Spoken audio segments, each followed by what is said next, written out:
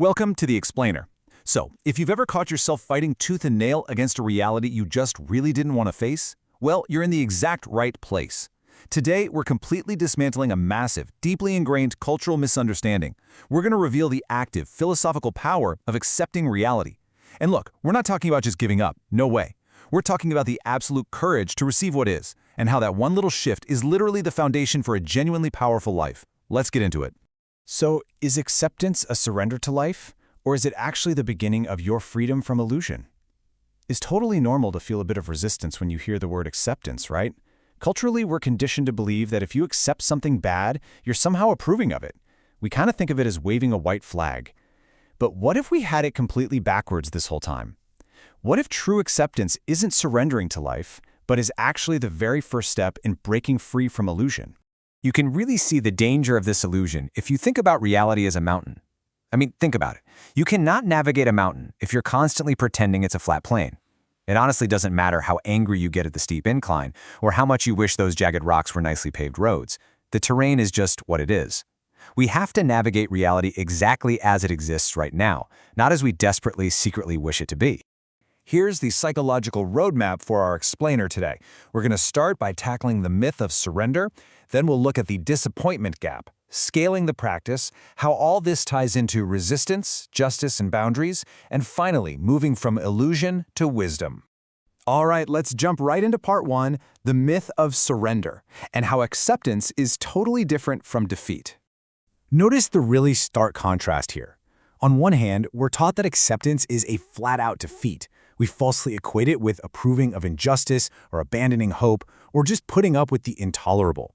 But the philosophical reality is entirely different. Acceptance is simply the truthful recognition of reality without any denial. It definitely doesn't say, hey, this is good. It just stops denying what has already shown up at your front door. And that brings us to a crucial turning point: wise acceptance. This is the exact moment the self stops fighting what already is and begins to ask what can still be done. Did you catch that shift? We're moving from dwelling on the past to focusing on the future, because you literally cannot respond truthfully to a reality if you're actively denying it. This makes wise acceptance the absolute bedrock of all wise action. Moving on to part two, let's look at the disappointment gap and how we actually generate suffering from denial. When you plot what we expected against what actually happened, a pretty dangerous space emerges. Think about what you wanted. Maybe it was a massive promotion, or honestly, just a quiet commute without the guy next to you blasting his music. But then there's what actually happened. That massive space between the two, that is the disappointment gap. Now, pain is an unavoidable fact of life for sure, but suffering? Suffering is that extra pain generated by our own denial. Acceptance doesn't magically erase the baseline pain of reality, but it completely collapses that gap of unnecessary additional suffering. You can actually hear this gap closing if you just tune into your inner voice. When we're stuck in denial, our mind plays this endless, exhausting loop. Why me? Or this shouldn't have happened. It's basically an internal war against the past. But acceptance? It shifts the dialogue entirely toward forward momentum. The voice gets super grounded. Okay, this happened. I can't change the past, but I can absolutely still choose my response. That mental shift, that's exactly where you take your power back. Now, to see just how active this stance really is, let's break down our responses to reality. Denial just fights reality, right? It leaves you completely paralyzed by resistance. Passive surrender is when you just submit to reality as a victim and completely abandon your agency. But wise acceptance is a distinctly different beast. It recognizes reality truthfully, focuses right in on what can actually be changed, and gives you this incredibly grounded clarity. It is an incredibly active, dynamic state of being. Okay, part three, scaling the practice. Let's see how this goes from the intimate self all the way up to the cosmos. The practice of acceptance is like a vast architecture. It applies to our most intimate selves, our limits, our shame, our personal flaws, but then it scales outward. It applies to our relationships with family and friends, to how society deals with exclusion, all the way up to our relationship with huge existential concepts like meaning, the absurd, and ultimately, even death. Let's look at a few specific, deeply human experiences here. Take aging, for example. It confronts us with biological limits. If we deny it, it just feels like a tragic loss. But if we accept it, aging actually transforms into wisdom. Failure is the exact same way. Denial says, no way, this can't be true. But acceptance turns, well, that didn't work, into vital learning. With profound loss, acceptance means learning to live in a world where love continues, just without that old physical form. We even see this culturally. The source material highlights this great Filipino concept of ganyan talaga, which basically translates to, that's just how it is. It's a profound tool for resilient endurance and community strength as long as it doesn't cross over into passive resignation when faced with things that we really should change. I love this spatial metaphor. Think of acceptance as a fulcrum. On one side, you have this heavy, completely unchangeable past. Loss, failure, harm. On the other side is the malleable future.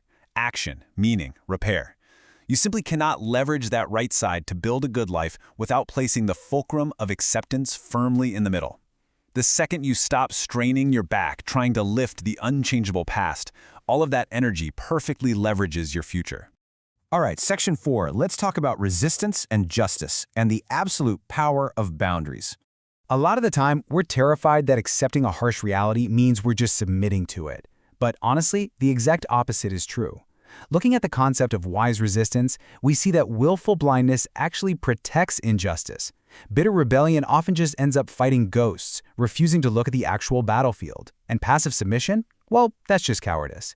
But wise resistance requires you to see the harsh truth clearly and ruthlessly accept that it exists, because only then can you act decisively to actually change it. So the real kicker here is that true acceptance demands accountability and boundaries. Acceptance without boundaries is quite literally self-betrayal. You can totally accept that a system or a person is deeply flawed or harmful, and then use that precise, truthful recognition to build protective walls. You can say, I accept exactly who you are, but I'm choosing distance. That right there is you taking responsibility for your own dignity. Which brings us to our final section, Part 5, From Illusion to Wisdom and the Journey of Change. This journey really happens in 3 distinct stages. Step 1 is facing the cost of denial. We usually hang out here because it temporarily protects us, but eventually we realize it's just imprisoned us in this exhausting war with reality. Then comes Step 2, the pivot of acceptance. This is the breaking point. It's the moment denial just becomes way too costly and we finally face the truth without any disguises or excuses.